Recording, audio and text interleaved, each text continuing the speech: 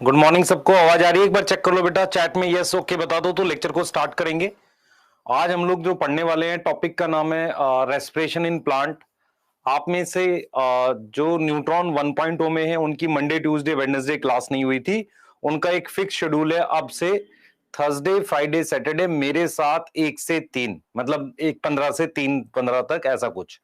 और same schedule है हमारे पास न्यूट्रॉन 2.0 का। यस ठीक है, ठीक है। तो लेक्चर को स्टार्ट करने से पहले मैं 2-3 बातें क्लियर कर देता हूं। आप में से सभी बच्चे जो 1-2 बच्चे स्पैम भी कर रहे थे या मैसेज कर रहे थे कि सर बैच में छुट्टी क्यों हुई है न्यूट्रॉन 1.0 में, मैं आपको थोड़ा सा उसके बारे में बताऊंगा। पर कुछ चीजें मैं आपको इसमें बताते हुए चल रहा हूं। सबसे पहला पॉइंट ये है बेटा, अब जो है हम लोग प्लांट फिजियोलॉजी का सेकंड चैप्टर स्टार्ट करेंगे, रेस्पिरेशन इन प्लांट। आप में से कुछ बच्चे जो न्यूट्रॉन 2.0 के हैं उनका एक टॉपिक बचा हुआ है फैक्टर्स अफेक्टिंग फोटोसिंथेसिस। ठीक है, उसका हम एक एक्स्ट्रा लेक्चर आज या कल शेड्यूल करेंगे, आपको वो देखना होगा और चैप्टर फिनिश हो जाएगा।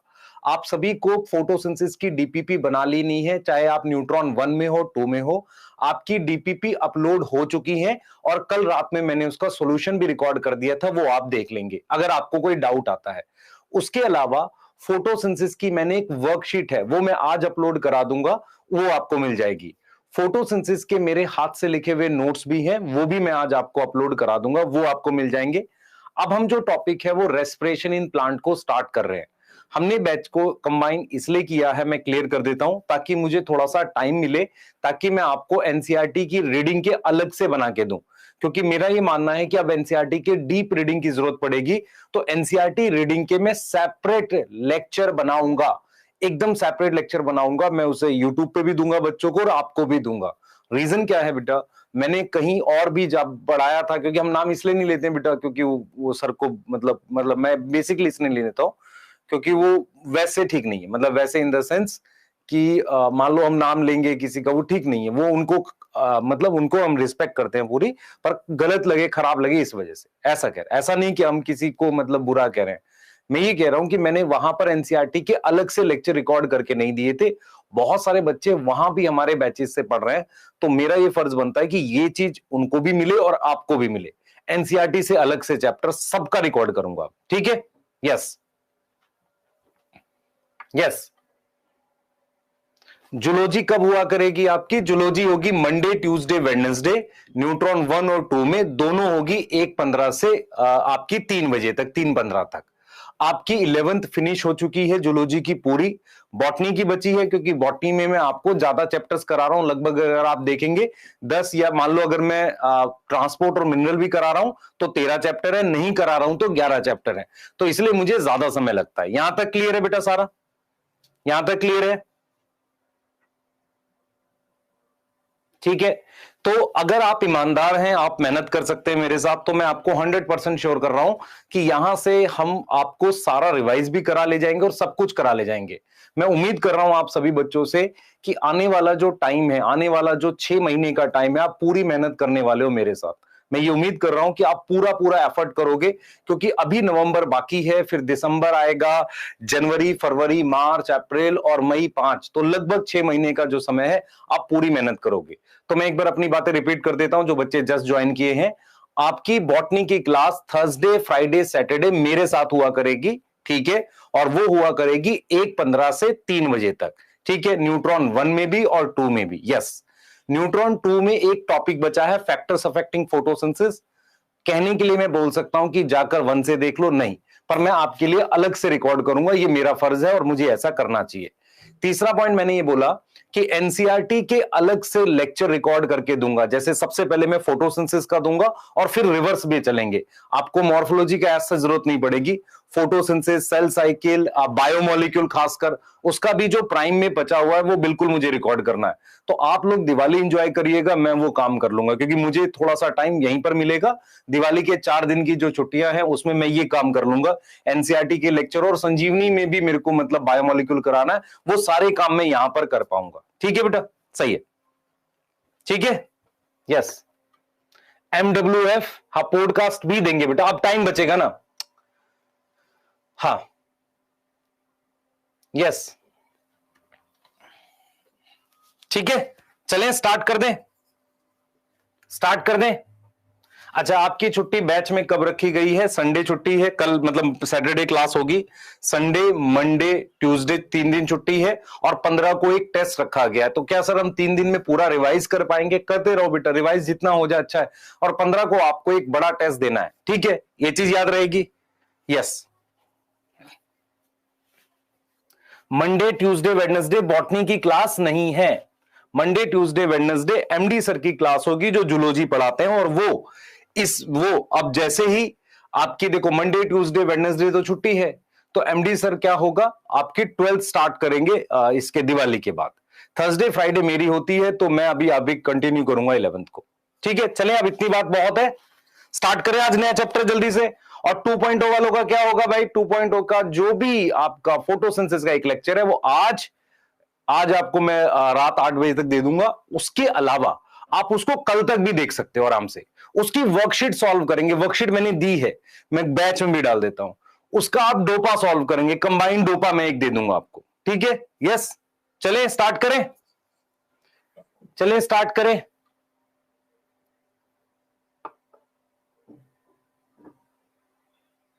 सर अभी टेस्ट मत दो, क्यों?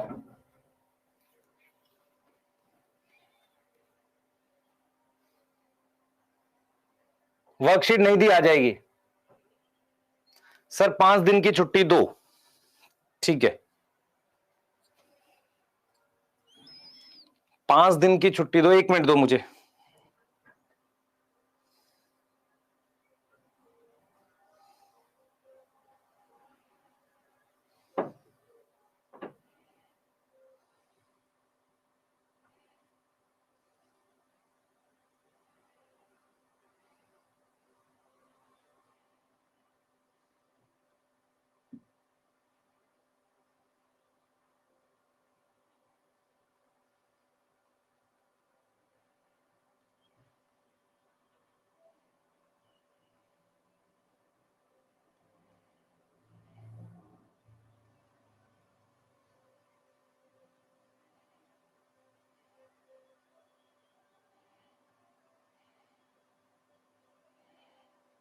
बताओ बेटा, चलें स्टार्ट करें? Should we start?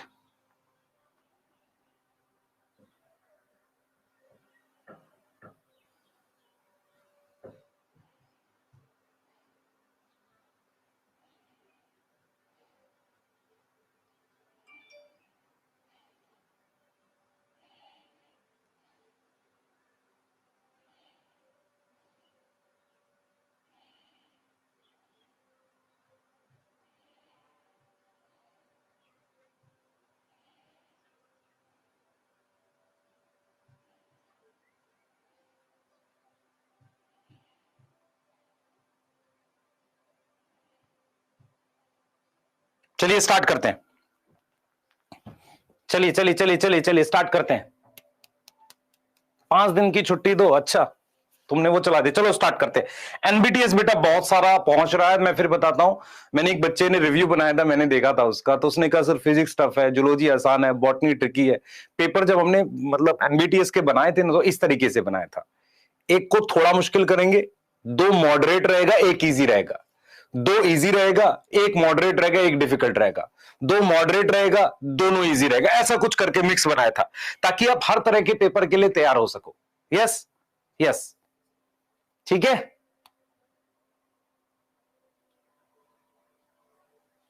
ठीक है, अब हम स्टार्ट करेंगे, चैट को प्राइवेट भी करेंगे, और मैं एक बार रिपीट कर देता हूं जो बच्चे जस्ट जुड़े हैं उनके लिए। हम लोग न्यूट्रॉन 1.0 2.0 में रेस्पिरेशन से स्टार्ट कर रहे हैं। आप देख सकते हैं दोनों बैच मैं ही पढ़ा रहा हूं, ठीक है, और आपको इस बात से बिल्कुल परेशानी नहीं होनी चाहिए। रीजन क्या है, क्योंकि हम आपके लिए अब एक्स्ट्रा एफर्ट करेंगे, आपको एक्स्ट्रा क्वेश्चंस देंगे, आपको एक्स्ट्रा एनसीईआरटी की रिवीजन देंगे, और जो कई बार बेटा हम लोग फंस जाते हैं डीपीपी सॉल्यूशन या एसएनएस पीएनएस के सॉल्यूशन, वो भी कर पाएंगे, ताकि आपके लिए बेटर हो, ठीक है। यस यस सर, ठीक है, चलिए तो चैट को प्राइवेट कर देते हैं, और उसके बाद जैसे ही मैं ओपन करूंगा आपसे कुछ पूछने के लिए, ठीक है। चलिए तो बैच को स्टार्ट करते हैं फटाफट से, और आप पूरी उम्मीद से मेरे साथ पढ़ेंगे, ठीक है, बताइए।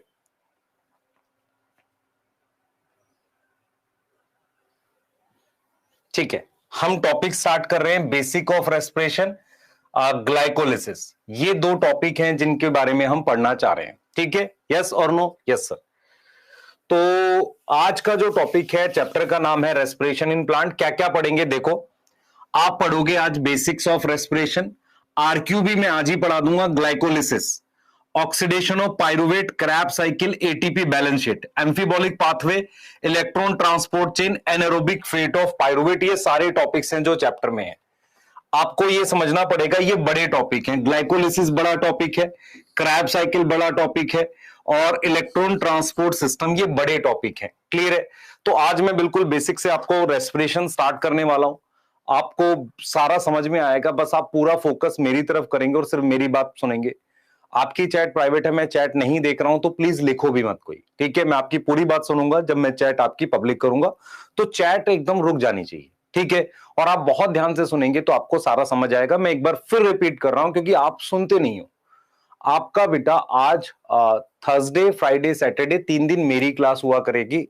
मैं रिक्वेस्ट करूंगा बाकी लोगों से, अगर वो रेडी होंगे, कि सैटरडे, इस सैटरडे भी आपको अगर एक्स्ट्रा ऑफ दे पाए, ताकि आपके पास 4 दिन हो जाएं तैयारी करने के लिए। किसके? टेस्ट की, जो 15 तारीख को है। ठीक है, वैसे आपके पास 12, 13, 14 दिन का होगा तैयारी करने के लिए।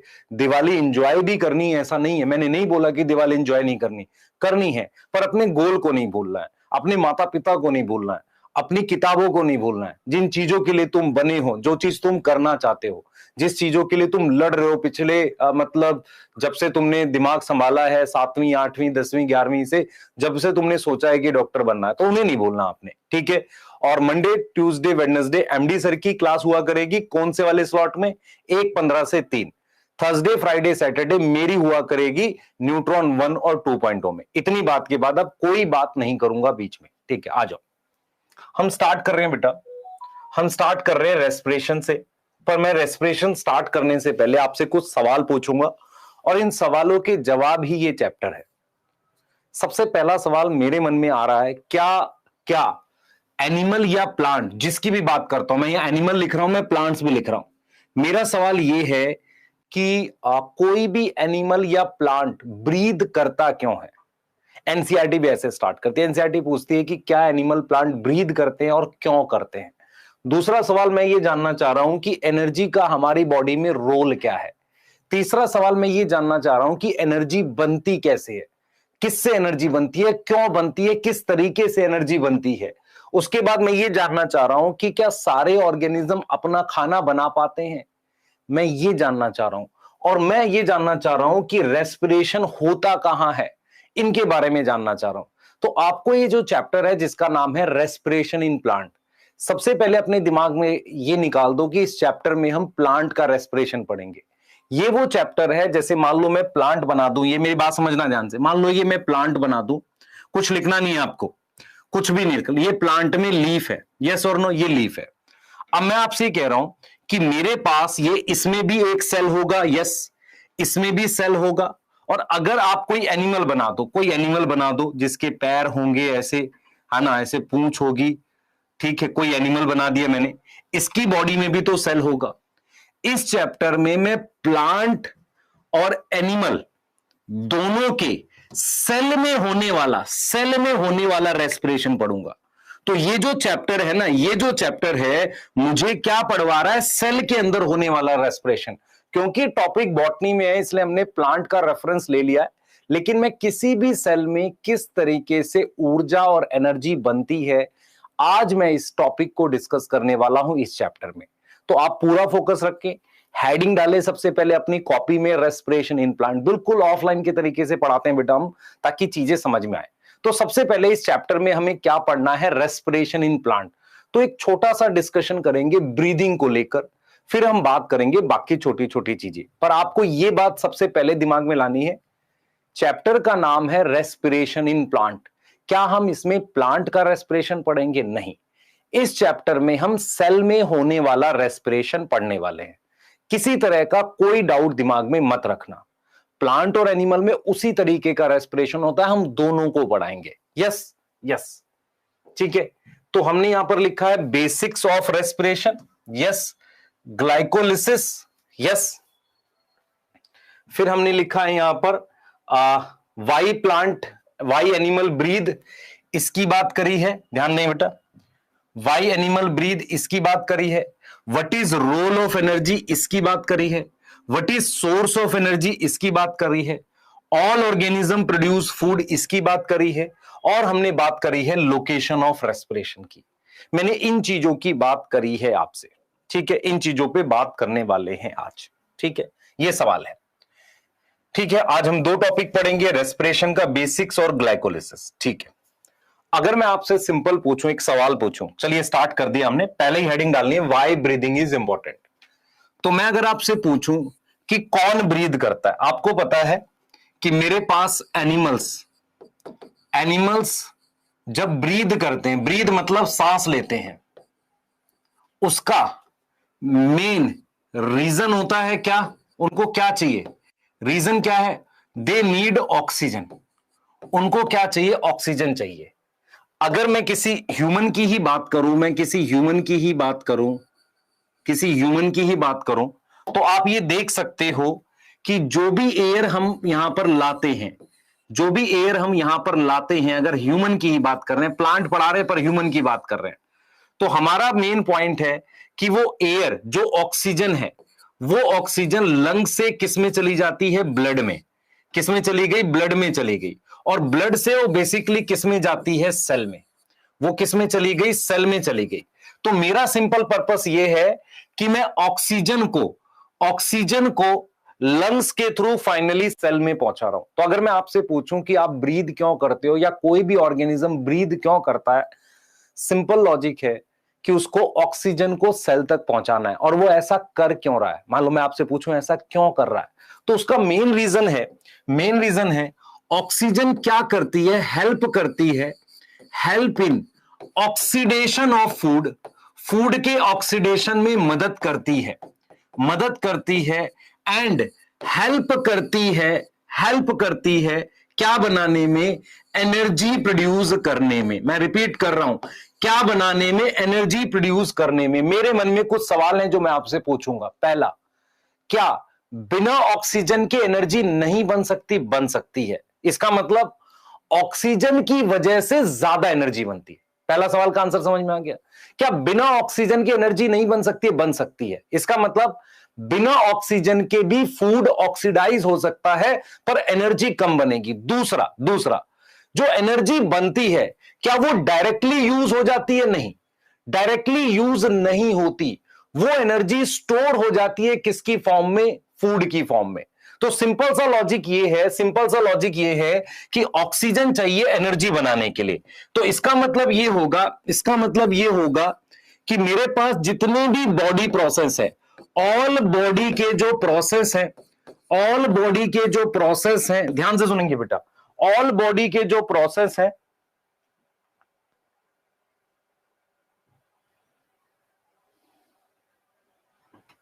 ठीक है, ऑल बॉडी के प्रोसेस हैं, जैसे कि हम लिख सकते हैं बेटा, मान लो रेस्पिरेशन लिखते हैं, हम लिख सकते हैं मान लो मूवमेंट हो गई, है ना, मूवमेंट हो गई, नर्व कंडक्शन हो गई, इन सबको मेरे को एनर्जी चाहिए बेटा। ग्रोथ हो गया, मान लो कोई ग्रोथ हो गई, है ना, डाइजेशन हो गया, डाइजेशन हो गया, रिप्रोडक्शन हो गया, या सेल डिवीजन हो गया, इन सभी को हमें क्या देनी होती है, एनर्जी। सबको क्या चाहिए, एनर्जी। सबके लिए क्या चाहिए, एनर्जी रिक्वायर है। और एनर्जी कैसे बनती है, एनर्जी प्रोड्यूस होती है ऑक्सीडेशन ऑफ फूड से। एनर्जी सिर्फ कैसे बन सकती है, produce by oxidation of food के ऑक्सीडेशन से बनती है। मतलब फूड को ऑक्सीडाइज करते हैं तब एनर्जी बनती है, ऊर्जा बनती है। और वो एनर्जी स्टोर होती है किसकी फॉर्म में, एनर्जी स्टोर होती है एटीपी की फॉर्म में, इन फॉर्म ऑफ एटीपी। तो मैं अगर आपसे पूछूं क्या फूड के ऑक्सीडेशन से जो एनर्जी बनती है वो डायरेक्टली यूज होती है, नहीं, वो स्टोर होती है एटीपी की फॉर्म में, एटीपी यूज होता है। क्या बिना ऑक्सीजन के ऑक्सीडेशन नहीं हो सकती है, पर उतनी एनर्जी नहीं बनेगी।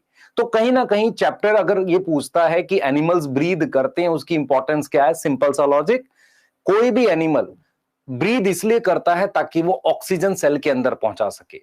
इस चैप्टर में हम सेल के अंदर होने वाला ऑक्सीडेशन पढ़ेंगे। मैं रिपीट कर रहा हूं, रेस्पिरेशन जो है हम सेल के अंदर पढ़ेंगे। मतलब हम जो ये चैप्टर डील कर रहे हैं, ये जो चैप्टर डील कर रहे हैं, इसमें हम क्या पढ़ेंगे बेटा? रेस्पिरेशन हम सेल के अंदर पढ़ेंगे।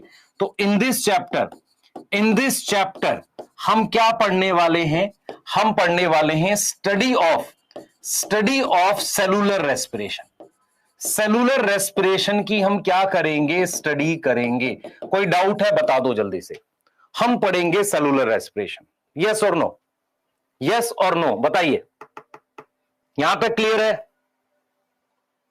यहां तक क्लियर है? जल्दी बताओ बेटा, यहां तक क्लियर है? जल्दी बताओ।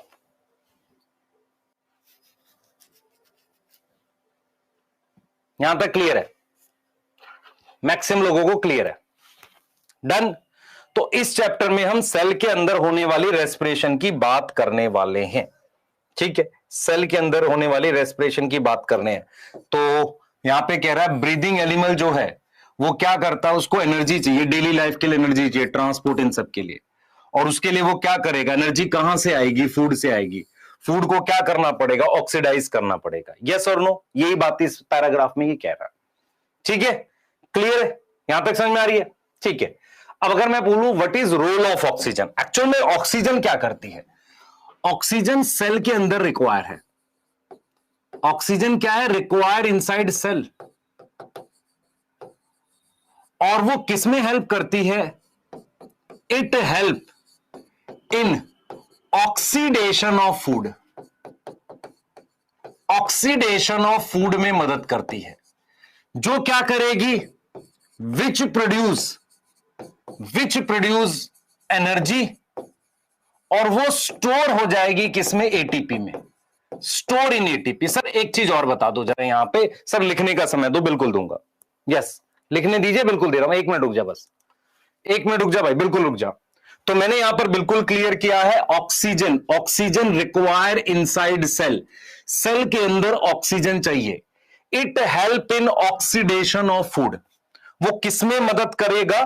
It help in oxidation of food. वो किसमें मदद करेगा? ऑक्सीडेशन ऑफ फूड में मदद करेगा। जो क्या बनाएगी? एनर्जी बनाएगी। जो स्टोर करेगा क्या? जो स्टोर हो जाएगी किसमें? एटीपी में। यहां तक कोई डाउट है? नहीं। अब मेरी बात सुनो ना। What is food? सवाल ये उठता है, व्हाट इज फूड? फूड क्या है? मेरे लिए फूड का मतलब है यहां पर खाना नहीं, ग्लूकोज। मेरे लिए फूड का मतलब है glucose is food. Glucose is food है ना, जो एक तरीके से हम क्या बोल सकते हैं? कार्बोहाइड्रेट, जिसकी मेनली ऑक्सीडेशन होती है। इसी की क्या होती है? ऑक्सीडेशन होती है। इसी की क्या होती है बेटा? ऑक्सीडेशन होती है। पूरा फोकस मेरी तरफ दो। फूड क्या है? ग्लूकोज फूड है। तो हम ये बोल सकते हैं बेटा, हम ये बोल सकते हैं कि जो प्लांट है, प्लांट्स मतलब पूरा प्लांट किंगडम। ठीक है, प्लांट्स मतलब क्या? पूरा प्लांट किंगडम, एल्गी, ब्रायोफाइट, ये सारे। उसके अलावा मेरे पास प्रोटिस्टा के 3 ग्रुप। प्रोटिस्टा के 3 ग्रुप कौन से? प्रोटिस्टा कौन से 3 ग्रुप बताओ जो फोटोसिंथेसिस करते हैं? जल्दी बताओ, जल्दी बताओ। एक क्राइसो फाइट्स, डाइनो, पूरा लिख लोगे खुद से, फ्लैजिलेट्स और यूग्लिनोइड्स। ये 3 हो गए। And cyanobacteria. और हमारे पास क्या आ जाएगा? साइनोबैक्टीरिया आ जाएगा। क्या आ जाएगा? साइनोबैक्टीरिया आ जाएगा। मैं रिपीट कर रहा हूं, प्लांट्स में मेरे पास कौन कौन आ गया? सुन लो ध्यान से। प्लांट्स में मेरे पास पूरा प्लांट किंगडम, सम प्रोटिस्टा, साइनोबैक्टीरिया। ये खुद से बनाते हैं खाना। ये खुद से क्या बनाते हैं? खाना खुद से बनाते हैं। प्रोड्यूस फूड मतलब ग्लूकोज खुद से बनाते हैं। बाकी के जो है ऑल ऑर्गेनिज्म, ऑल अदर में कौन कौन बच गया? एनिमल्स बच गए, यस सर। कुछ प्रोटिस्ट बच गए जैसे स्लाइम मोल्ड और फंजाई। फंजाई मोस्टली क्या होती है सर? सैप्रोफिटिक होती है।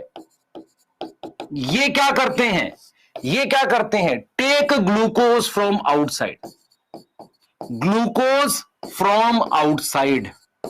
लेकिन आपको यह समझना पड़ेगा, ये जो 1 नंबर है ना, जो खाना खुद बनाते हैं, और 2 नंबर जो दूसरे पे डिपेंड होते हैं, ये 1 + 2 जो है, ये दोनों रेस्पिरेशन करते हैं। Both perform respiration. रेस्पिरेशन दोनों करते हैं। दोनों क्या करेंगे? बोथ परफॉर्म रेस्पिरेशन का मतलब है ऑक्सीडाइज ग्लूकोज। किसको ऑक्सीडाइज करते हैं? ग्लूकोज को ऑक्सीडाइज करते हैं। मेरी बात समझ में आई कि नहीं? मैं यहां पर क्लियरली आपको एक बात समझाने की कोशिश कर रहा हूं, ध्यान से देखिए। मैं कह रहा हूं ऑक्सीजन सेल के अंदर चाहिए, यस और नो? Yes sir. ऑक्सीजन कहां चाहिए? सेल के अंदर। ऑक्सीजन क्या करती है? ऑक्सीडेशन करती है फूड का ना। फूड क्या है? What is food? फूड का मतलब अभी हम ग्लूकोज को ले रहे हैं। ग्लूकोज क्या है? एक प्रकार का कार्बोहाइड्रेट है जिसकी ऑक्सीडेशन होती है। प्लांट किंगडम में, पूरा प्लांट किंगडम प्रोटिस्टा, एनसीईआरटी में प्लांट और साइनोबैक्टीरिया लिखा है, पर आप याद रखें प्लांट किंगडम में प्लांट और कुछ प्रोटिस्टा, साइनोबैक्टीरिया, ये खुद का ग्लूकोज बनाते हैं। उसके अलावा एनिमल्स, कुछ प्रोटिस्ट, स्लाइम माउल और प्रोटोजोआ, फंजाई, ये क्या करते हैं? ग्लूकोज बाहर से लेते हैं। और 1 + 2 का मतलब है ये और ये दोनों रेस्पिरेशन करते हैं, मतलब ऑक्सीडाइज करते हैं। इसका मतलब ये हुआ, ये ग्लूकोज खुद बना रहा है और ये बाहर से ला रहा है। दोनों केस में ये कॉमन है, ग्लूकोज दोनों यूज करेंगे। यहां तक क्लियर है? यहां तक क्लियर है? प्रीतम बेटा ये बहुत आसानी से है। Yes yes yes. हां, ऑक्सीजन तुझे नहीं चाहिए, तेरे सेल को चाहिए। मैं अगर तुझसे पूछूं ऑक्सीजन क्या तुझे चाहिए? नहीं, सेल को चाहिए। जैसे फोटोसिंथेसिस सेलुलर प्रोसेस था, ऐसे ही रेस्पिरेशन सेलुलर प्रोसेस है। Yes yes yes yes. तो हम दोनों स्लाइड लिखेंगे, बेसिक सा बात है। ब्रीदिंग की बात कर रहे हैं क्योंकि उन्हें ऑक्सीजन चाहिए। ऑक्सीजन किसको चाहिए? सेल को चाहिए। वो फूड की ऑक्सीडेशन में मदद करता है, एनर्जी प्रोड्यूस करता है। ठीक है, क्लियर है? यस और नो बताओ। ये दोनों स्लाइड लिखेंगे भाई। पहली स्लाइड ये है और दूसरी स्लाइड, टाइम दे रहा हूं, जल्दी करो, दोनों स्लाइड लिख लो, जल्दी करो बेटा।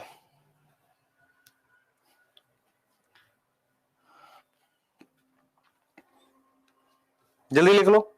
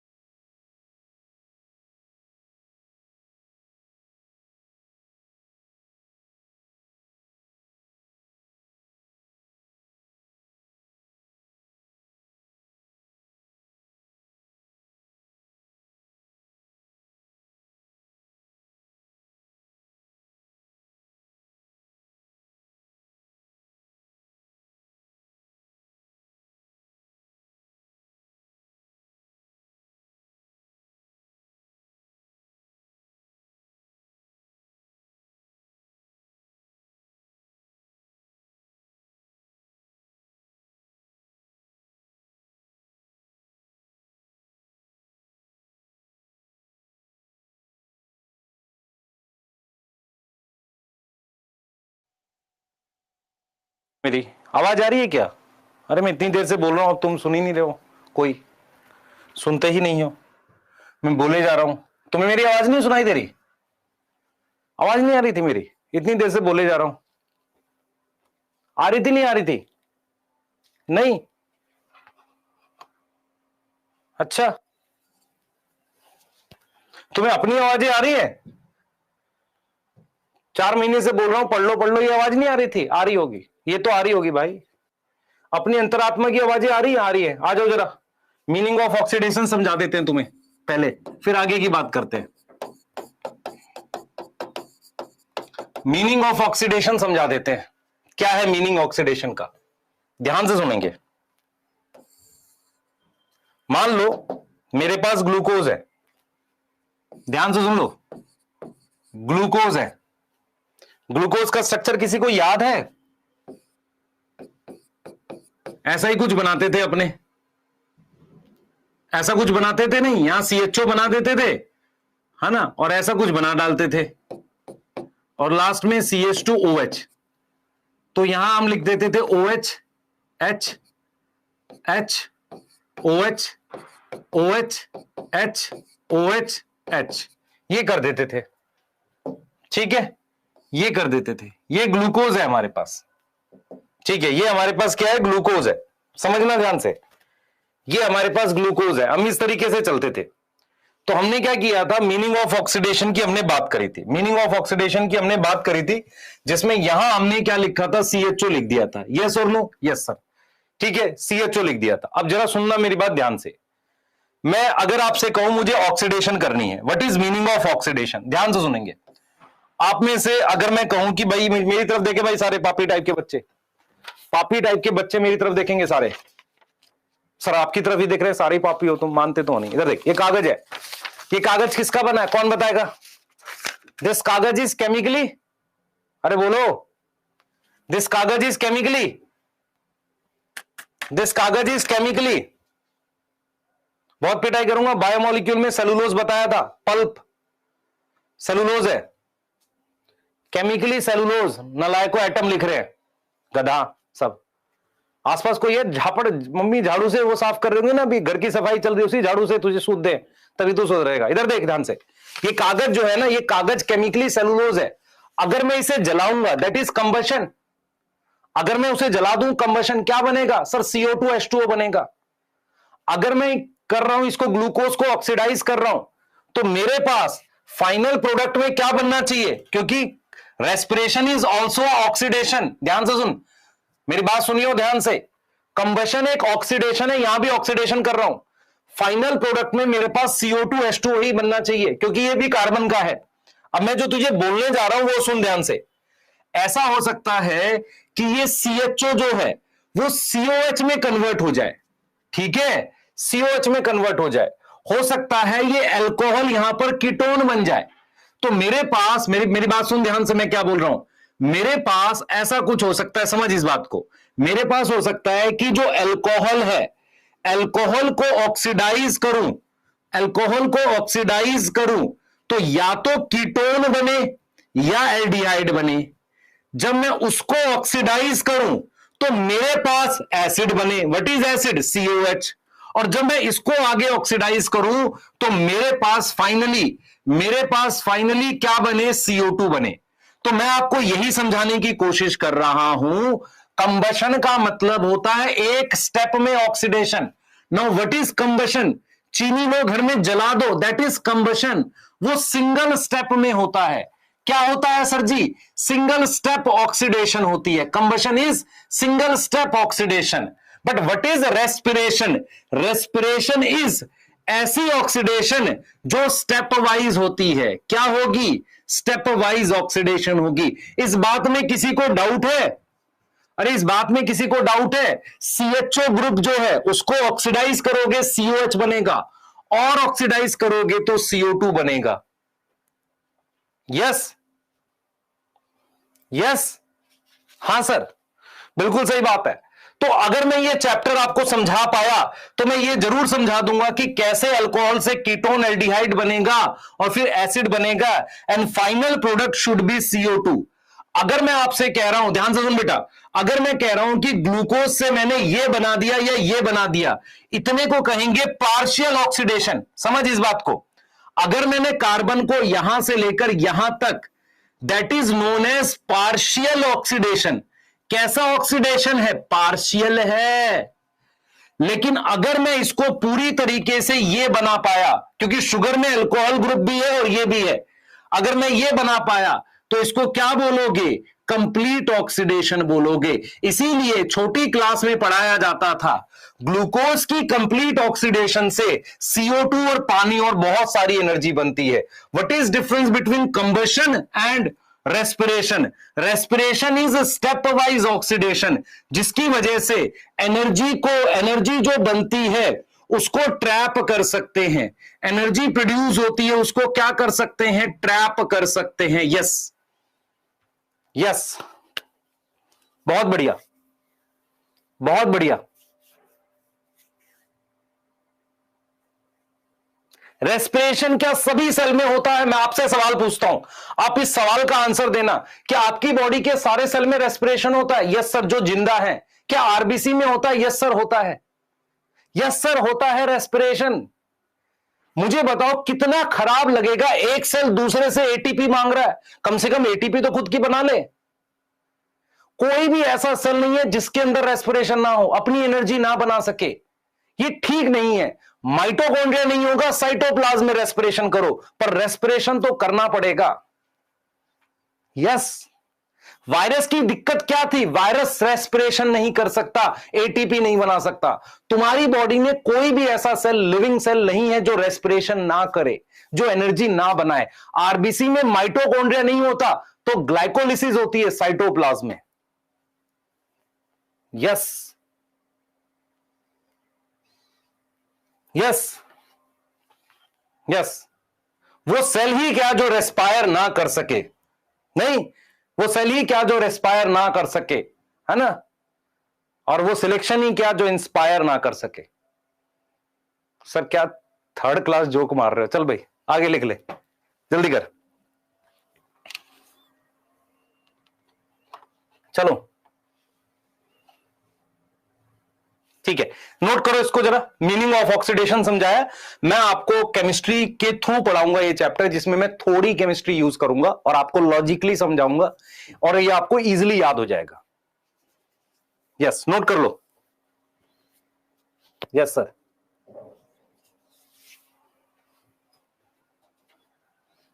सर एक बच्चा कहेगा सर क्या आप भी ट्रक के पीछे? भाई ट्रक के पीछे वाली मार रहा हूं, पर ताजा तो है और अपनी खुद की है, किसी और की थोड़ी फोन में सुना रहा हूं मैं, है ना?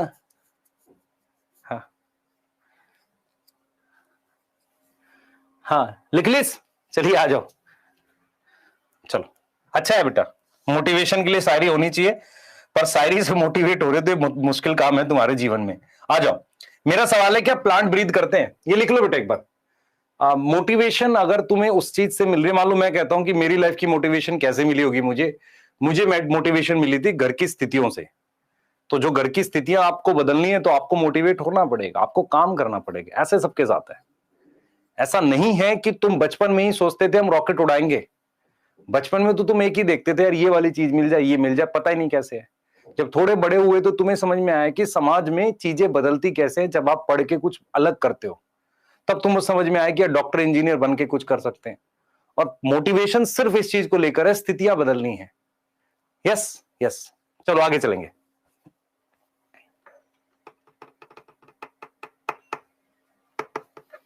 यस, बचपन में हमें किसी ने बताया था कंप्यूटर इंजीनियर जो होता है ना उसकी बहुत सैलरी होती है, 40,000 मिलते हैं। अपने स्कूल में जाते थे, 1 रुपया मिलता था चीज खाने के लिए, तो 40,000 सैलरी, ऐसा लगता था यार मजा ही आ गया। तो अपने को लगता था कंप्यूटर इंजीनियर बनेंगे। फिर किसी ने बताया कि नहीं जो आर्मी वाले होते हैं ना, तो उतने उसको तो मतलब बहुत ही शानदार है ना, उसको तो ऐसा एकदम राजा की टाइप से रहते हैं, वो सब कुछ मिलता है उन्हें, तब लगा वहां जाना चाहिए। ऐसा थोड़ी होता है यार, वो ड्रीम अलग होते हैं। अब जब सही समझ में आता है तब अलग होता है। यस, चलिए आगे चलेंगे। बैक साइड लिख लिया बेटा, बैक साइड लिख लिया। आ जाओ, ये लिख चुके हो बेटा, अब मैं दोबारा नहीं दिखाऊंगा, आगे जाओ। मेरा सवाल आपसे ये है कि क्या प्लांट ब्रीथ करते हैं? सवाल गलत है। सवाल ये होना चाहिए कि does plant need oxygen? Yes, plant need oxygen. इसका आंसर ये होगा इफ प्लांट रेस्पायर, तो हम लिखेंगे यस, प्लांट ऑल्सो रेस्पायर। तो प्लांट ऑल्सो रेस्पायर का मतलब है उसके सेल रेस्पिरेशन करते हैं, तो इट ऑल्सो नीड ऑक्सीजन, उसको ऑक्सीजन की जरूरत होती है। But does plant have respiratory system? Plant में रेस्पिरेटरी सिस्टम है? प्लांट में क्या रेस्पिरेटरी सिस्टम है? बताइए, does plant have respiratory system? बताइए, यस और नो, यस और no. Does plant have respiratory system? मैं आपसे सवाल पूछता हूं, does plant have respiratory system? No. तो मैं आपको कुछ चीजें लिख देता हूं, सुन ले ध्यान से। Plant yes need oxygen, yes. Gaseous exchange होता है। गैसियस एक्सचेंज का क्या मतलब होता है? ऑक्सीजन जाती है अंदर और CO2 बाहर आती है, यस। रेस्पिरेटरी सिस्टम होता है? नो, रेस्पिरेटरी सिस्टम होता है? नहीं होता। अब मेरी बात सुन लो ध्यान से, मेरी बात सुनो, इसके कुछ रीजन है, कुछ स्पेसिफिक रीजन है। सुनो, सबसे पहला रीजन क्या है? हमारे लंग सिस्टम इतने ज्यादा डेवलप क्यों? हमारे अंदर लंग्स है। लंग्स की खास बात क्या है? लंग्स में सरफेस एरिया बहुत ज्यादा है एल्वियोलाई की वजह से।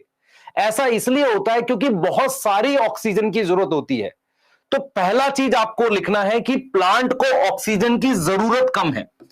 प्लांट को क्या चाहिए? Plant not require much oxygen. ऐसा क्यों है? क्योंकि उसकी एनर्जी की नीड कम है। एनर्जी की क्या है? नीड कम है। समझ में आ रहा है? समझ में आ रहा है? फालतू के शौक नहीं पालोगे तो करप्शन भी नहीं करोगे। यस यस, हाँ सर, साल में एक बार गांव जाते हैं सिर्फ। इधर दे, गोवा नहीं जाते। दूसरी देख भाई, plant not require much oxygen क्योंकि एनर्जी की नीड नहीं है। दूसरी बात सुन ध्यान से, मैं तेरे से पूछ रहा हूं कि तू जो सांस लेता है ऑक्सीजन कहां जाती है? डीप टिश्यूज तक भी जाती है। दूसरा क्या है बेटा, मेरी बात समझ ध्यान से, प्लांट के अंदर सुन ध्यान से, प्लांट जो है ना मेरे पास, प्लांट के अंदर की जो जगह होती है वो डेड होती है। लिविंग सेल सिर्फ सरफेस पर होता है। मैं तेरे को कुछ चीज समझाता हूं, सुन ध्यान से। जो प्लांट के पार्ट है, प्लांट के पार्ट जो है कौन कौन सा है? रूट है, स्टेम है और लीफ है। ये क्या कर सकते हैं? ये फुलफिल कर सकते हैं ऑक्सीजन की नीड खुद से। फुलफिल ऑक्सीजन नीड देमसेल्फ, खुद से अपनी रिक्वायरमेंट पूरी कर सकते हैं। जैसे मैं अगर आपसे पूछूं क्या रूट को ऑक्सीजन चाहिए? यस चाहिए। आप में से कितने बच्चों ने यह देखा है कि कुछ ऐसे एरिया जहां पानी पूरा भर जाता है, वहां पर आपको खुश होना चाहिए, प्लांट को काफी पानी मिला पर प्लांट मर जाता है। रीजन क्या है? मिट्टी सॉइल जो होती है उसके बीच में थोड़ी थोड़ी हवा होती है जिससे रूट ऑक्सीजन लेके रेस्पिरेशन करती है। लेकिन अगर वहां भी पानी भर जाएगा तो हवा नहीं है, रेस्पिरेशन कैसे करेगी? तो प्लांट सूख के मर जाता है। सूख के क्यों मर जाता है मैं आपको बताता हूं। पानी को लेने के लिए, पानी एब्जॉर्ब करने के लिए थोड़ा बहुत एटीपी खर्च होती है। एटीपी कैसे बनेगी? ऑक्सीजन से। ऑक्सीजन कहां से मिलेगी रूट को? सॉइल से। और सॉइल में अगर पानी भर गया बुरी तरीके से, जिसे वाटर लॉगिंग कहते हैं, तो प्लांट जिंदा रहेगा कि मर जाएगा? सर मर जाएगा। तो एनसीईआरटी कहती है कि रूट स्टेम लीफ अपनी ऑक्सीजन की जरूरतें खुद पूरी कर लेते हैं, खुद से पूरी कर लेते हैं। इसका क्या मतलब हुआ? उनमें डिफ्यूजन से गैस मूव कर जाती है। उनमें क्या होता है? डिफ्यूजन से क्या होती है? गैस मूव कर जाती है। सबसे ज्यादा रिक्वायरमेंट अगर मैं आपसे पूछूं, मोस्ट रिक्वायरमेंट किसको है? मोस्ट रिक्वायरमेंट किसको है बेटा? Is by leaf. सबसे ज्यादा रिक्वायरमेंट लीफ को होती है। इसीलिए लीफ में क्या होते हैं? स्टोमेटा। Leaf have stomata. ठीक है, यस और नो? यस और नो। अब जरा अगली बात सुने ध्यान से। इधर देखें बेटा, मेरी तरफ देखेंगे सारे बच्चे। मैंने एक प्लांट में ये लीफ बना दी है, मैंने बना दी है स्टेम, और मैंने बना दी है रूट। मेरी बात बहुत ध्यान से सुनना, आपको समझ में आ जाएगी, आपको ये बात समझ में आ जाएगी। पहला चीज, स्टेम के अंदर अंदर वाला जो पार्ट होता है वो डेड होता है। आपको जब एनाटॉमी में अभी पढ़ाऊंगा तो उसमें बताऊंगा ये अंदर का पार्ट कैसा होता है, ये डेड होता है। बाहर का पार्ट लिविंग सेल्स होते हैं। बाहर कैसे होते हैं? लिविंग सेल्स होते हैं, जिसमें गैस आसानी से डिफ्यूजन से जा सकती है। कैसे जा सकती है? डिफ्यूजन से। लीफ जो है, लीफ में पहले तो होते हैं स्टोमेटा, यस और नो? यस, यहां से एयर एंटर कर जाएगी। दूसरा, लीफ फ्लैट होती है, चपटी होती है, तो उसमें ज्यादा सेल वैसे भी नहीं होंगे। मेरी बात समझ में आई है? सुन ध्यान से। लीफ चपटी होती है, पतली होती है, तो उसमें ज्यादा ऑक्सीजन चाहिए नहीं, ज्यादा सेल ही नहीं है। स्टेम और रूट मोटे होते हैं, उनके अंदर का पार्ट डेड होता है, तो डेड पार्ट को ऑक्सीजन नहीं चाहिए। तो आपको यह समझना पड़ेगा, पहला, प्लांट को कम एनर्जी चाहिए तो कम ऑक्सीजन चाहिए। दूसरा, रूट स्टेम लीफ तीनों अपनी ऑक्सीजन खुद लेते हैं। अगर मैं आपसे पूछूं तेरा हाथ ऑक्सीजन ले रहा है? नहीं। हाथ क्यों लेगा? नाक से ले रहे हैं ना। हाथ क्यों लेगा? क्या हाथ अपनी ऑक्सीजन की जरूरत खुद पूरी कर रहा है? नहीं कर रहा। पैर कर रहा है? नहीं कर रहा सर। कहां कर रहा है? नहीं कर रहा। बाल कर, बाल तो डेड सेल्स हैं, बाल कैसे करेंगे? तो पॉइंट यहां पर यह है, पर रूट स्टेम लीफ अपनी ऑक्सीजन की जरूरत खुद पूरी कर लेते हैं। इससे क्या होता है? ऑक्सीजन को एक जगह से दूसरी जगह ले जाने की जरूरत नहीं, तो ब्लड नहीं चाहिए। लॉजिक समझ में आ रहा है? यस, ब्लड नहीं चाहिए। तो मुझे यहां पर समझ में आ रहा है कि लीफ एक तो चपटी होती है, उसमें स्टोमेटा होता है, सबसे ज्यादा गैसियस एक्सचेंज इसी में होता है, तो ये तो अपना काम कर लेता है। तो हम यहां पर यह भी लिख सकते हैं बेटा तीसरे पॉइंट में कि प्लांट में गैस मूव करती है, प्लांट में ऑक्सीजन मूव करती है, मूव बाय डिफ्यूजन। कैसे मूव करती है? डिफ्यूजन से मूव करती है। इसका यह मतलब हुआ। अच्छा, और लीफ में क्या होते हैं? लीफ में होते हैं स्टोमेटा, यस। और स्टेम और रूट में हमारे पास, अगर वो थिक है, थिक स्टेम है और रूट है, तो उसमें मेरे पास इनर पार्ट डेड होता है, अंदरूनी पार्ट क्या है? डेड होता है, यस और नो? एंड क्या होगा बेटा? And for gaseous exchange lenticels होते हैं। गैसेस एक्सचेंज खास तरह के छेद होते हैं, पोर होते हैं, हमारे पास लेंटी सेल होते हैं। क्या होते हैं? लेंटी सेल प्रेजेंट होते हैं। पॉइंट समझ में आया? बताइए। तो इसका मतलब इसमें क्या होंगे? लेंटी सेल होंगे सरफेस पर। अंदर का पार्ट डेड है, अंदर का पार्ट डेड है, ये पार्ट डेड होता है, तो इसका मतलब ऑक्सीजन सिर्फ बाहर बाहर चाहिए। और उसके लिए भी क्या होते हैं? छेद होते हैं, लेंटी सेल स्टेम में और रूट दोनों में होते हैं।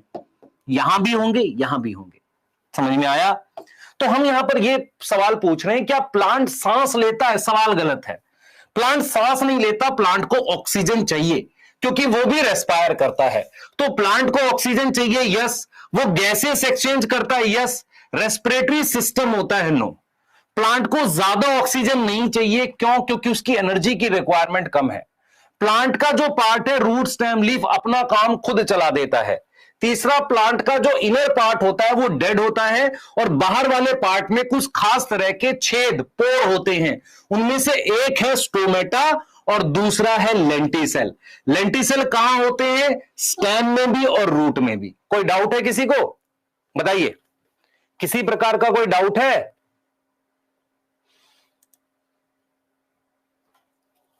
बताइए, कोई डाउट किसी प्रकार का? नहीं सर, इतनी बात हमें समझ में आ गई। सर आपने पूछा प्लांट ब्रीथ करते हैं, सही जवाब, नहीं करते, नहीं करते। जल्दी लिख लो भाई। लेंटिसेल बेटा छेद होते हैं स्टेम और रूट में। थोड़ा धीरे बेटा, मैं तेज बोल रहा हूं, पढ़ा धीरे ही रहा हूं, तुझे ऐसा लग रहा है? ऐसा होता है तुम्हारे साथ?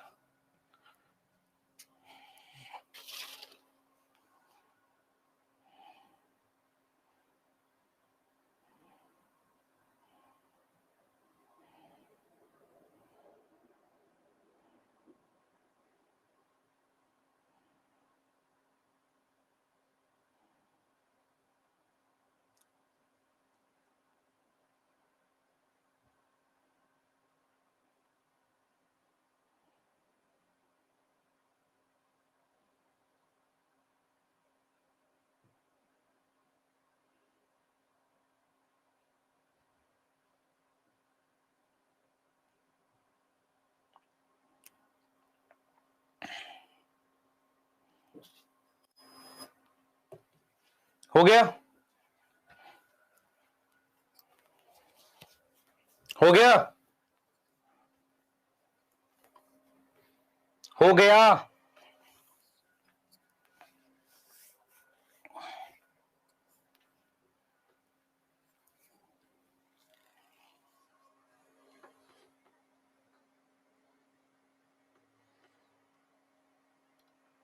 ठीक है,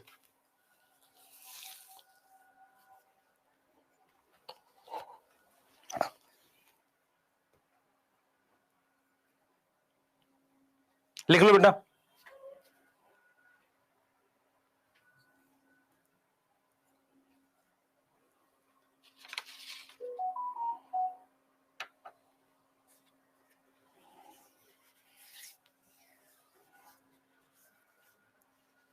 नोट कर लो।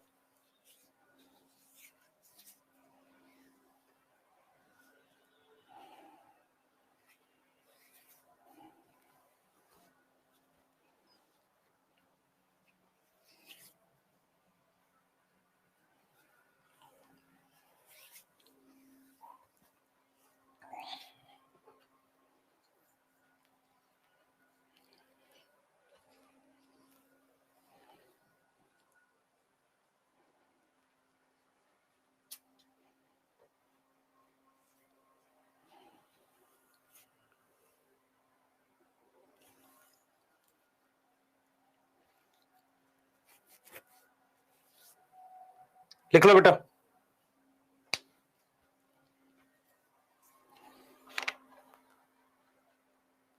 ठीक है, चलिए चलिए, डायग्राम बनाना है, मर्जी है यार। तो कैसे सवाल, ऐसे सवाल क्यों पूछते, इतने दिन हो गए तुम्हें पढ़ते हुए। डज प्लांट ब्रीथ, रीड कर लेना, आपको समझ में आ जाएगा। ये सवाल गलत है, ये सवाल अच्छा नहीं, ये डायरेक्ट आंसर नहीं देंगे। ऑक्सीजन तो चाहिए, ठीक है, यस सर ऑक्सीजन चाहिए, ठीक है, क्लियर है। तो अब हम क्या करेंगे बेटा, आगे ये पढ़ लेना आप एनसीईआरटी, और वैसे भी मैं एनसीईआरटी की सेपरेट वीडियो ही दूंगा आपको। हाँ, अब आ जाओ, रेस्पिरेशन को डिफाइन करते हैं। यहां तक आप सबको समझ में आ गया होगा कि रेस्पिरेशन एक्चुअल में सेल के अंदर होता है। तो रेस्पिरेशन क्या है? It is step wise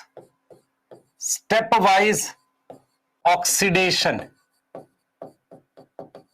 it is step wise oxidation, ठीक है, ऑक्सीडेशन और सेलुलर प्रोसेस, ठीक है, क्लियर है। तो मैं यहां पर कुछ डेफिनेशन आपको लिख के दे रहा हूं। तो it is step wise oxidation और सेलुलर प्रोसेस, ठीक है। स्टेप वाइज ऑक्सीडेशन, रुक जाओ एक मिनट रुको।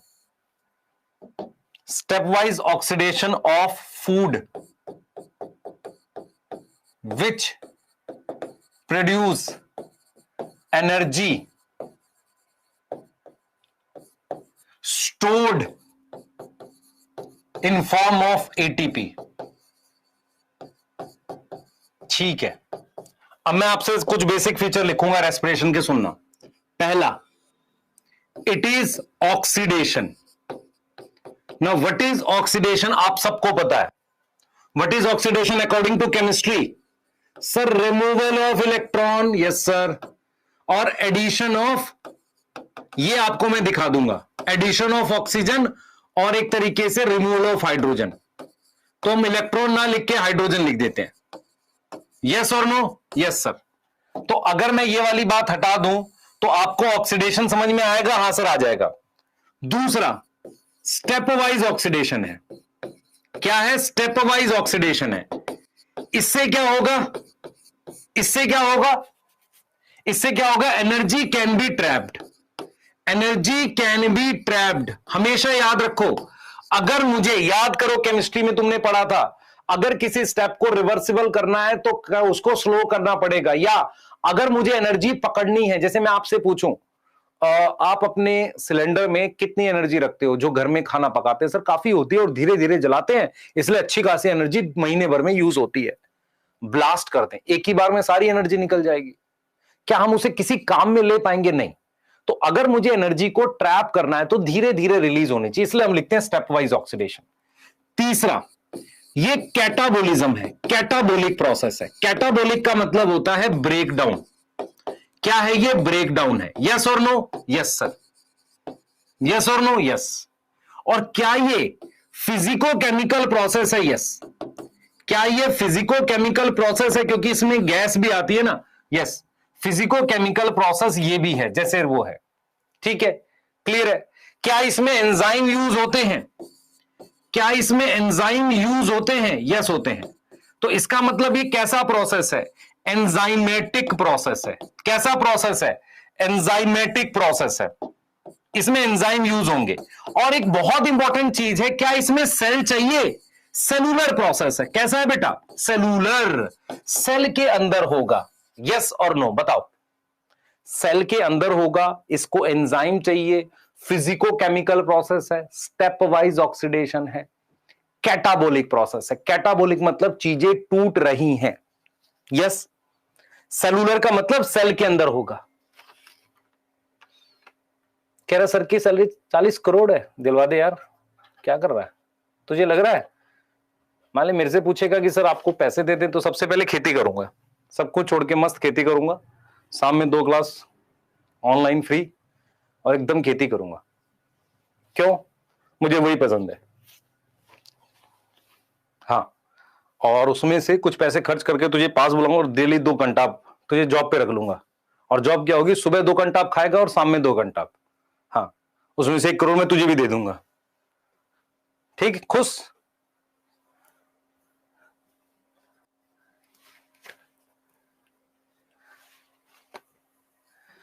गधा कहीं का।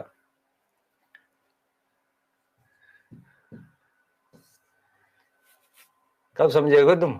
अकल नहीं आएगी। चलो जाने दो। हाँ, 2 घंटा आप सुबह, 2 घंटा आप शाम। हाँ, इधर चलो पढ़ लो, पहले इसको नोट कर लो। चलो जाने दो। मैं चाह रहा था कुछ क्वेश्चन कर लो। मैं चाह रहा था ये वाला एक क्वेश्चन कर लो। अच्छा, आपको ये वाली बात समझ में आई है? आपको ये वाला एक बार समझ लो, फिर करते हैं। देखो, हम क्या पढ़ेंगे बेटा? रेस्पिरेशन जो पढ़ेंगे, अगर हम लिखते हैं कंप्लीट, तो कंप्लीट में क्या होगा? ग्लूकोज कन्वर्ट होगा किसमें? जल्दी बेटा। ग्लूकोज कन्वर्ट होगा CO2 plus, CO2 plus H2O में। और अगर मैं ग्लूकोज को, इधर देखिए बेटा, अगर मैं पार्शियल लिख दूं, पार्शियल में, तो ग्लूकोज से मैं पाइरुवेट बनाता हूं। चलो ये हम आगे बताएंगे, ये मत लिखो, छोड़ो। अभी तुम ये वाला पार्ट मत लिखो, सिर्फ ये समझो जो मैं अब बता रहा हूं आपको, बस वो समझ लो। ठीक है, तुम ये क्वेश्चन कर लो, क्योंकि मैंने पीछे डिस्कस कर लिया है इसे। दोबारा लिखने से क्या होगा? नोट्स बड़े ही होंगे। ये वाला बेटा यहां ले लेता हूं, यहां ले लेता हूं, ये मैंने समझा दिया तुम्हें, है ना? क्योंकि रेस्पिरेशन ऑक्सीडेशन का मीनिंग समझा दिया है। ग्लूकोज में CHO ग्रुप होता है, आप ये बना सकते हो। अल्कोहल से पहले कीटोन बना सकते हो, फिर ये बना सकते हो, और फिर इससे फाइनली क्या बनाओगे? CO2। अगर आप ध्यान से देखो, इधर देखो, इसको मैं कैसे लिखता हूं? हाँ भाई इधर देख ध्यान से, इसको मैं कैसे लिखता हूं? अरे इसको मैं ऐसे लिख रहा हूं, इस कार्बन पर, और इसको कैसे लिख रहा हूं? CO2 को ऐसे लिख रहा हूं। तो मुझे बता, इस कार्बन पर यहां एक तरीके से 1 2 3 4 बॉन्ड ऑक्सीजन से है, यहां 1 2 और 3 बॉन्ड है, तो ये ऑक्सीडेशन ही तो हो रही है। नहीं हो रही ऑक्सीडेशन? हाँ सर, ऑक्सीडेशन ही हो रही है। इस वाली कार्बन पर सिर्फ एक बॉन्ड है ऑक्सीजन के साथ, तो धीरे धीरे तो कह रहे हैं स्टेप वाइज ऑक्सीडेशन। यस, अगर समझ सको तो ठीक है। आ जाओ, रेस्पिरेशन अकरलिन, कुछ क्वेश्चन कर रहे हैं। चलो कुछ क्वेश्चन कर रहे हैं बेटा, कुछ क्वेश्चन कर रहे हैं, कुछ क्वेश्चन कर रहे हैं। यस,